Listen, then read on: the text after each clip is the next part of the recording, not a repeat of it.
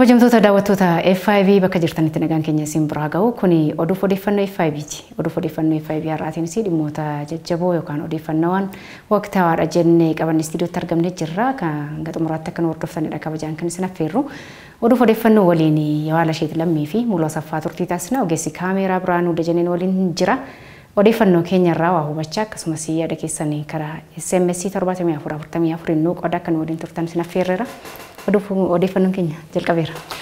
Oduuf odeeffannoon keenya egaa dhimmoota biyya keenya akkasumas immoo dhimmoota addunyaarra jiran qabannee dhiyaanneerra daawwattoonni akka nu daawwatan affeerra. Affeerreerra dhimma biyya keessaatiin jalqabna daawwattoota keenya dhimma biyya keessaa yoo kaasnu dhimma hidha haaromsaa guddicha Itoophiyaarra hojii wal qabate. Pirezidaantiin Itoophiyaa waliigalaa jechuudha Saahilawarq Zawudee biyyoota garaa wajjin dhimma dippiloomaasii hojjechuu irratti asiifachi sosocho'uun akkuma waliigalaatti biyya keessatti warri ministeera sadarkaa ministeera yookaan sadarkaa hooggansaa irra jiran sosochii garaatiin taasisanii isaanis gara Niijeritti imalaniiran. Egaa akkuma guutuu biyyaatti hojiin kun hojii guddaa ta'eera hojii dippiloomaasii hojjechuun kun jechuudha.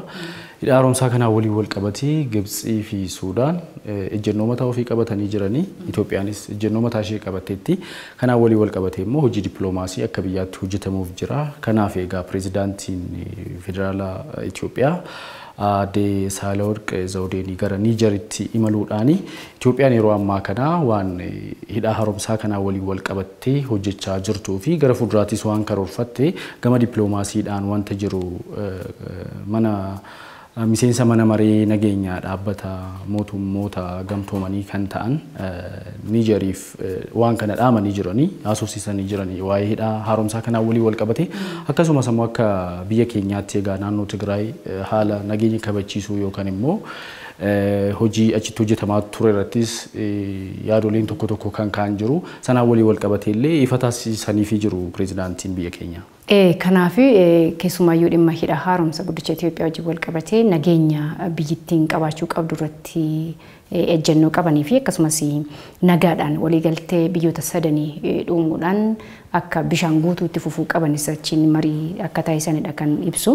Akkasumas ministeerri dhimma alaa Sudaan Dr. Mariam waliinis akkasuma dhimma tibba darbee dhimma hidha haaromsaa wajjin marii taasisan isaaniif akka ibsa taasisanidha kan agarsiisanii jiranii. Dhimmi hidha haaromsaa yoo kaasne dhimma guddaa akkuma biyyattiin qabattee jirtuu fi amma sodaa guddaa fi waldhabdee yaada garaa biyyoota sadanii gidduutti jirudha kan dhagahamaati jiru. Yeroo gargaraas ibsanii baasanii dhimmi alaa yookaan ministeerri dhimma alaa Itoophiyaas irra deddeebiidhaan dhimma kana haasaa turanii Sudaanii fi Masriin yookaan Itoophiyaa wajjin waliigaltee duraan qaban gara duubatti deebi'uun kun ni dhagahama. Itoophiyaan immoo ejjennoo guddaa qabdi yeroo lammaffaadhaan bishaan kana guutuudhaaf bishaan yookaan ganna eeggachaa akka jirtuu fi ejjennoo isheerraa duubatti deebi'uu akka hin dandeenye ibsitee jirti. Biyyoonni lamaan ammoo dhimma kana tuttuquu baate Itoophiyaan haala jedhu qabanii. Kanaaf waliigaltee kana uumuudhaaf yookaan biyyoonni sadan mari'atanii gara waliigalteetti dhufanii hojii hojjetamu jalqabe kana mirkaneessuu yookaan fuulduratti itti fufsiisuudhaaf biyyoonni guddatan yookaan kanneen akka Ameerikaa gidduu galummaa akka gaasaan gaafataa jiran jiru. Itoophiyaan ammoo dhimma Afrikaa wajjin waliigallee hiikuu qabna yaada jedhu ejjennoo qabdi. Egaa dhimmoota kana gara tasgabbii fi nageenyatti fiduudhaaf sosochiin ministeeronni yoo ta'e pirezidaantiin Saahilawarq taasisanis sanuma fakkaata. Egaa gama dippiloomaasiitiin hojiileen hojjetaman ammas itti fufuu qabuudha kan jedhamaa jiru. Gibxiin gama isheetiin dhaadachaa jirti. Gara hidha haaromsaa kana waliin wal qabatee bishaan kana booda guutamnaan akka gaanfa Afrikaatti balaan taanetu dhaqqabuu malaa jetti. Suudaanis akkasuma egaa haga naannoon Benishaangulii kun kiyyalleen jechuu geessetti. Kun immoo daangaa cabseesiin jechuudha. Akka biyyaattis wariirama guddaadha. Kanaaf Itoophiyaan waan kana ofirraa qolachaa jirti. Sana jechuun achumaan hidha haaromsaa sanallee ofii dhuunfachuutti gara deemuu jechuudha. Yaada akkasii. Achi jira waan ta'eef hidhichi. Dhugaadha. Kanaan waliin wal qabatees egaa nuti akka biyyaatti pirezidaantii biyya keenya irraa kaasee akkasumas muummichi ministeeraa ministeeronni kanneen biroolleen kanarratti hojjechaa jiru. Kun hojii manee guddaadha. Hidha haaromsaa kanaan waliin wal qabatee jiru gaagama jiru furuudhaa fi karaa nagaa ta'een biyyoota lamaan waliin furu kanneen biyyoota kanneen Ameerikaa akkasumas immoo biyyoota Awurooppaa kanaa waliin wal qabatee karaa dippiloomaasii qabuun karaa tasgabbaa ta'een dhimma keenya furachuu akka qabnu ittiin hojjetamaa jira. Egaa gara fuulduraattis immoo dippiloomaasiin kun milkaa'ee biyyoonni sadanas rakkoo isaanii furanii hidhaan haaromsaas amma yeroo lammaffaatiif bishaan guutamuu fi yeroon gannaa kun eeggamaa jira waan ta'eef gara fuulduraatti immoo waan ta'u walumaan ilaalaa deemna ta'a. Ta'us dippiloomaasiin kun itti fufuu qabaa yaada jedhus nuti kaasuu barbaanna gama keenya. Maaliif nageenyi biyyoota sadanii hin jiru taanaan hidha haaromsaa irrattis dhiibbaan dhufuu danda'u kan jedhu akka nama dhuunfaattis yaaddessa waan ta'eef dippiloomaasiin kun cimeedha itti fufuu qabaa. Biyyoonni sadan waliigalteen isaanii baay'ee murteessaadha. Ejjennoon Itoophiyaa qabattee deemtus duubatti hin jedhu kan jedhudha achumaan kan ragaan waajjira pirezidaantii Fidiriirraa argames kan mul'isu. Gara fuulduraattis egaa hubannoo hubachiisuu kanarratti cimsinee hojjennaa ergaa jedhu dabarseera waajjirri pirezidaantii Federaala Itoophiyaa jechuudha. Biyyoota kanneen biroo waliinis dippiloomaasiin kun itti fufaa waan jedhu kaasanii turan. Kanuma gara odeeffannoo biratti darbina dhimma Tigraay wajjin wal qabatee biyyi yookaan naannoon Tigraay Itoophiyaa wajjin yookaan ammoo TPLF erga aangoorraa gara sanatti deebi'as waldhabdeen federaala biyya Itoophiyaa federaalaa fi naannoo Tigraay gidduutti taasifame asitti nageenyi Tigraay keessatti baay'ee hin mul'atu. Kanaaf warreen aangoorra jiran yeroo ammatti iddoo isaanii hin jiran waan ta'eef erga waldhabdee sanaati yookaan erga walitti bu'iinsi sun uumame asitti namni biraa yeroodhaaf akka gaggeessuuf Dr. Muluu Naggaa gaggeessaa ta'anii biyya sana gaggeessaatii turani. Garuu ergasii asitti ammoo yeroo dhiyoo kan ammoo ministeerri innoveeshinii fi teekinooloojii duraanii kan ta'an Dr. Abrahaam Balay ji'oota 5 olii darbanii fi bulchiinsa yeroo naannoo Tigraay hoogganaa kan turan yoo ta'u Dr. Muluu Naggaa bakka bu'uudhaan kan isaan sana hojjetaa turani. Lola sana hojii wal qabatee bakka bu'iinsi jijjiiramaa dhufeera jechuudha. Dr. Muluu Naggaanis deetii ministeera saayinsii fi dhaabbilee barnoota olaanoo ta'uun muudamanii jirani. Dr. Abrahaam Balaa immoo egaa damee bulchiinsa yeroo Tigraay. Damee bulchiinsa yeroo Tigraay akkasumas ammoo dhaabbata badhaadhina naannoo Tigraay yookaan immoo paartii badhaadhina naannoo Tigraay keessatti gahee olaanaa hojii olaanaa keessatti nama hojjechaa turanidha. Egaa kana waliin wal qabatee isaanii gara bulchiinsa yeroo naannoo Tigraay ta'anii muudamanii jiranii. Dr. Muluu Naggaan ammoo ministeera olaanoo saayinsii fi dhaabbilee barnoota ta'uudhaan muudamanii turani. Erga ministeera to'annoo walitti qabaa boordii dhaabbatichaa ta'anis hojjetaa turaniiru jedha seenaan isaanii kan odeessu. Akkasumas dabalataanis walitti qabaa boordii yuunivarsiitii Amboollee turan yaadni jedhu jira. Akkasumas dhaabbilee akka abbaa taayitaa koominikeeshinii Itoophiyaa, humna ibsaa Itoophiyaa, Itiyoo Injineering Giruuppii akkasumas tajaajila oduu Itoophiyaallee ta'anii akka hojjetaa turanidha kan ragaan mul'isu. Isaan kana amma bulchiinsa yeroo ta'anii Tigraayin bulchuudhaaf gara kana kan dhufanii waa hedduu keessa tajaajila akka turan mul'isa garuu kana qofallee miti tajaajila oduu Itoophiyaa dabalatee abbaa taayitaa daandiiwwan Itoophiyaa fi baankii daldala Itoophiyaa keessattis miseensa boordii ta'uudhaan akka hojjetaa turan ni agarsiisa. Gara odeeffannoo biraatti gaafa ceenu immoo biyya Hindii arganna. Gara biyya Hindiitti utuu hin darbiin dura garuu dhimmi koronaa kuni akkuma biyya keenyaattis waan yaaddisaa ta'aa jira. Namoonni hedduu dhukkuba kanaan qabamaa jiranii, namoonni hedduus lubbuun isaanii darbaa jira. Akka waliigalaatti namoota 3,795 lubbuun isaanii dhabameera haga har'aatti egaa erga dhukkubni kun biyya keenyatti argame booddee namoonni 3,795 lubbuun isaanii darbeera. Egaa guyyaa kaleessaatis sa'aatii 24 keessatti namoonni 785 dhukkuba kanaan qabamanii jiranii. Lakkoofsa guddaadha 785. Guyyaa tokkoon qabamu jechuun. Amma maanni yeroo koronaan biyya keenya seeni jedhame sanatti namoonni of eeggannoo guddaa taasisaa turanii. Stiil manaaleen bahuu sodaachaa turre nus taaksii keessatti illee namoonni hedduu mul'atan turanii. Amma garuu gidduudhaan dhimmi isaas dagatamaa dhufee namoonni jiruuf jireenya isaanii akkuma kana duraatti itti fufanii jiran. Inni kun ammoo akka kana babal'atu taasise. Inni kun immoo riiskii guddaatti nu gashaa jira. Guyyaadhaan nama 1,000 jechuu homtuun irratu baay'ee 785 jechuu lakkoofsa muraasa 1,000 illee ga'uudhaaf kan mul'isu waan ta'eef kanaan walii wal qabatee of eeggannoo guddaatu nurra nurraa eeggama ergaa jedhu nus daawwattoota keenyaa fi dabarsuu barbaanna. Iddoo wal'aansa cimaa keessattis gara namoota 777 argama. Kana jechuun biyyi keenya hangam wal'aansa cimaadhaa fi meeshaa hargansuu kan qilleensa ittiin argachuu danda'an sana qabdi kan jedhu gaaffii guddaadha akkuma biyyaattu.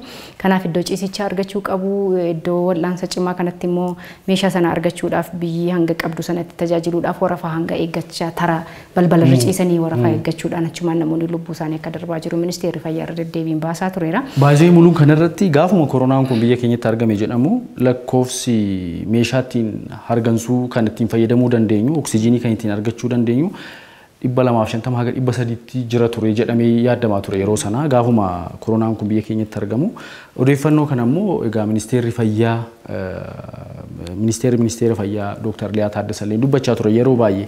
Amma garuu biyyoota garaagaraa irraa gargaarsaan meeshaaleen argaman jiru. Ta'us ammas namoonni kutaa gargaarsa wal'aansa cimaa keessa jiran namoota 777.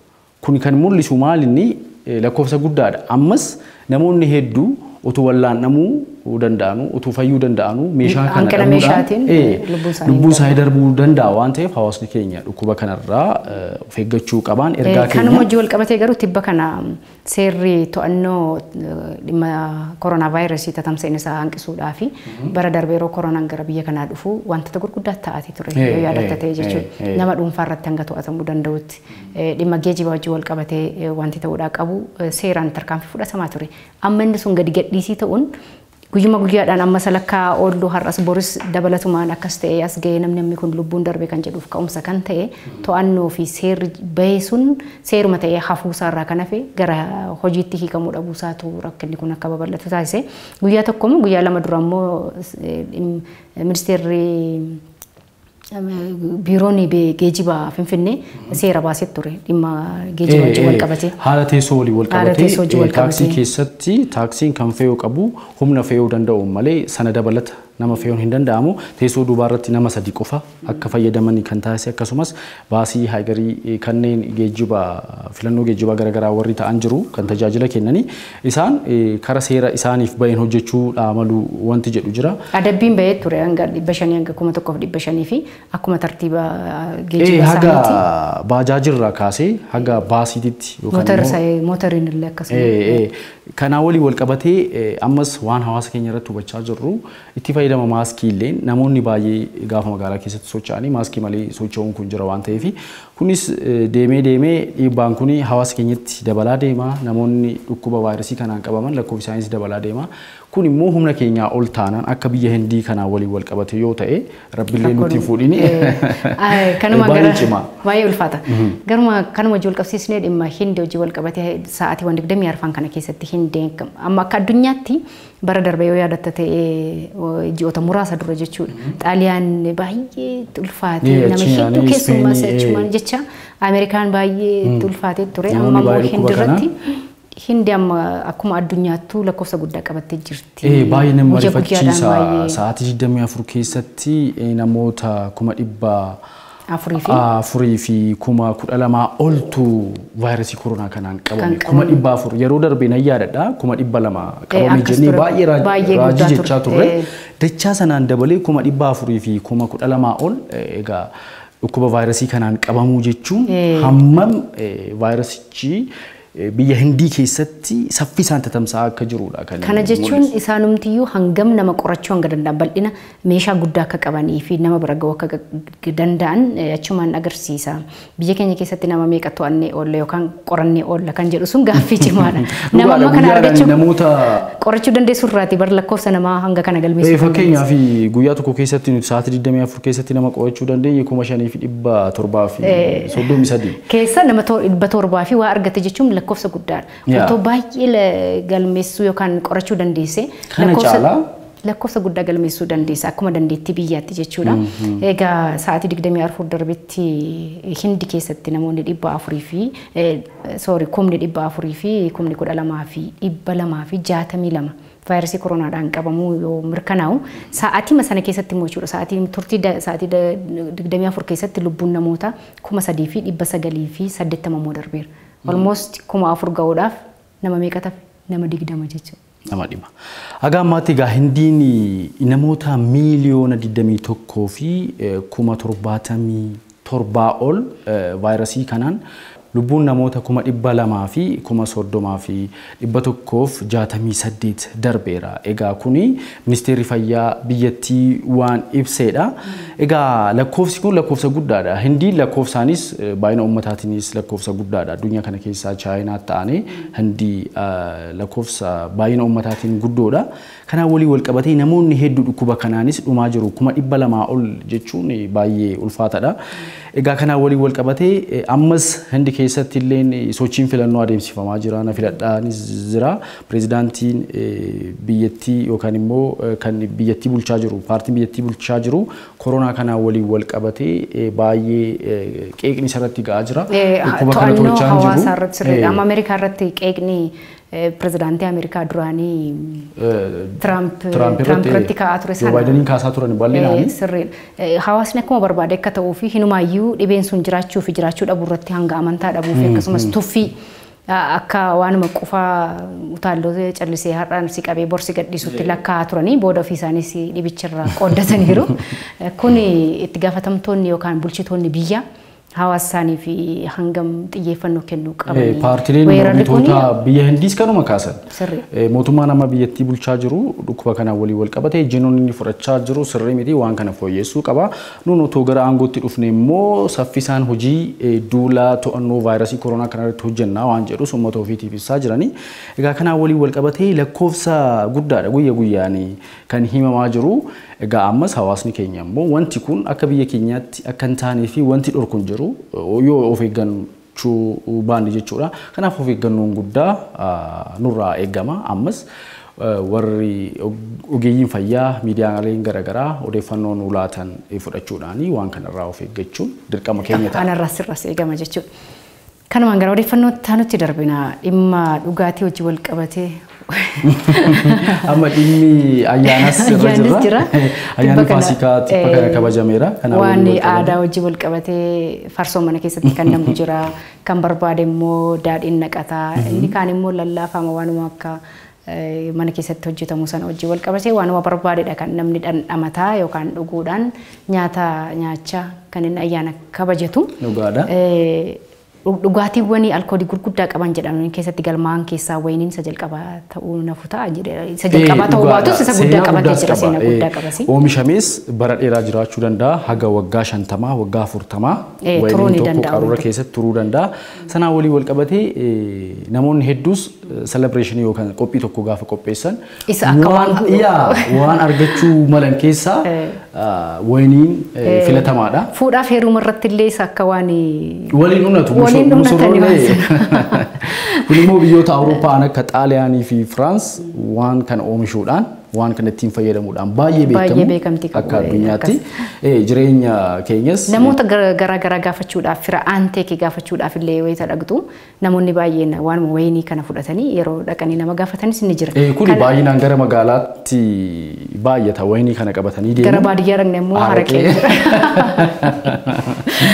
Kana wayiniin qaruuraa tokko biyyoota garaa keessatti yookaan hawaara naanna'aa turte gara dacheetti deebitee amma gurgurtaadhaaf hawaara turte jechuudha.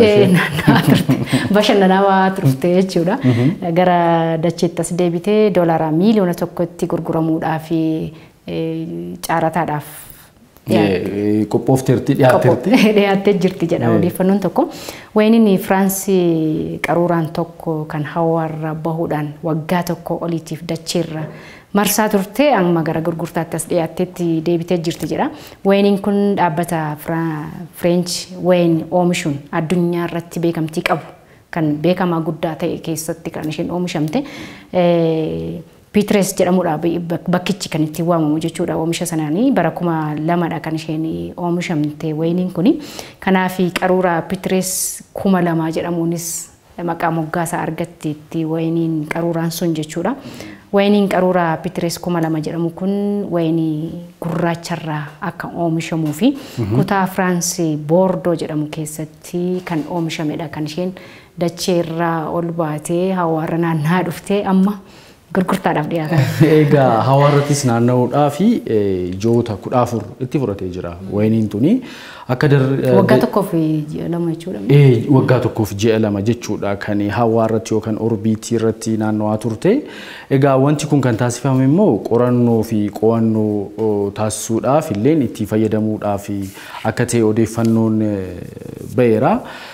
Kibxata darbee wayiniin kun gara gurgurtaa dhiyaatuuf akka calbaasiidhaaf isheen barbaadamtu yookaan immoo calbaasiitti baasuudhaaf akka irratti walii galan beeksisanii jiranii. Kanaaf immoo gatiin jala muramee kaameera miliyoona 1 ta'uun tilmaamamteerti. Wayiniin tun jalqaba gurguramuudhaaf calbaasiin kan deemuu dandeessi garuu hin dandeessi. Namoonni kana bitachuudhaan egaa raajii jechisiisuu danda'u uummata addunyaa. Namoonni carraa kan argatanii yookaan caalbaasii sana mo'atan dhandhamanii dhandhama isa kaan irraa adda baafachuu ni danda'ani. Wayiniin kun qaruuraan tokko ittiin sun jechuudha. Wayinii beekamtii qabu kan kana dura dachee irra jiru wajjiniin akka isheen gurgurtaadhaaf dhiyaattu wal dorgomsiisanii dhiyeessaniirani. Kana kan godhan immoo warreen qorattoonni sun dhandhama lamaan gidduu addaddummaa baafachuudhaaf jedhaniiti wal bukkeetti kan dhiyeessanii.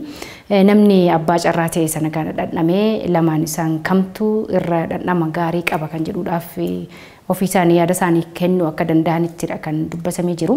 Dhaabbanni ispeesii kaargoo and limited jedhamu immoo wayinii qaruuraa 12 sadaasa 2019 keessaa gara buufata hawaa idil addunyaa ISStti ergeera kan jedhus jira. Caalbaasii kana namni mo'atu isa sana dhandhamee isa kamturra gaarii qaba isa kamtu immoo gaarii hin qabu isa kamtu waanuma ol baatee deebiteefis namni caalbaasii kana irratti qarshii guddaa baasa dhameessitti ilmaama baasee sinirmaata. Egaa wayiniin tuni guyyoota 400 ol hawaarra turte. Egaa giraafitii yookaan immoo humna harkisa lafaatiin kiloomeetira 300 ol imaltee turte.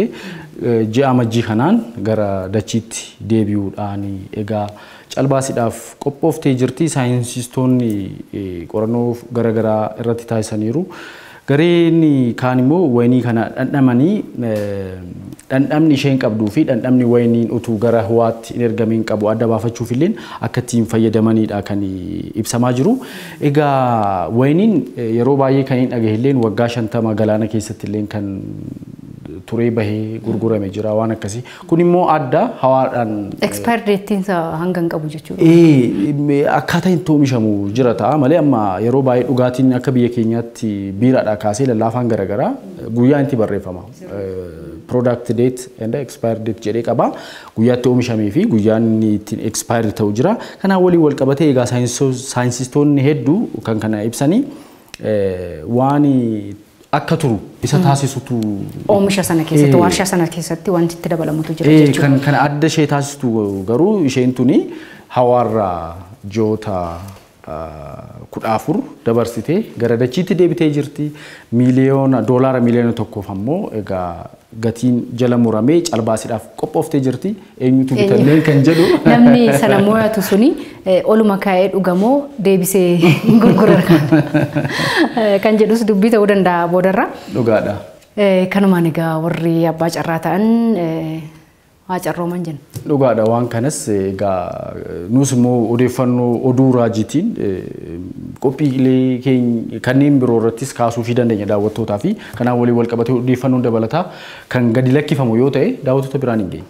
Kanumaan odeeffannoo keenya har'aa goolabna daawwattoota keenya gaanuu daawwachuu keessaniif galata qabdu. Of eeggannoon koronaa vaayirasii irratti taasisnu nama dhuunfaa keenya irraa mana keenya keessaa ijoollee keenya irraa kaasne hanga xiqqaadhaa guddaatti imala keenya keessatti waan taasisuu qabnu akka hin daganne saayintaayizariidhaan harka keenya qulqulleeffachuu irraa jalqabee fageenya keenyas eeggachaa maaskiin immoo isa jalqabaati isa guddaadha isa sanas ofirraa toon dagatiin sosochii keenya keessatti hundayyuu koronaan akka jiru toon dagatiin of eeggannee nagaa keenya haa eeggannu jecha asumaan goolabna odeeffannoo keenya Muluu Asaffaa fi Yaala Sheetiin Lammiiti kan isin waliin turtii taasise qophiileen FIB afaan itti fufuu isaaniin daawwadha. Nagaa ta'a.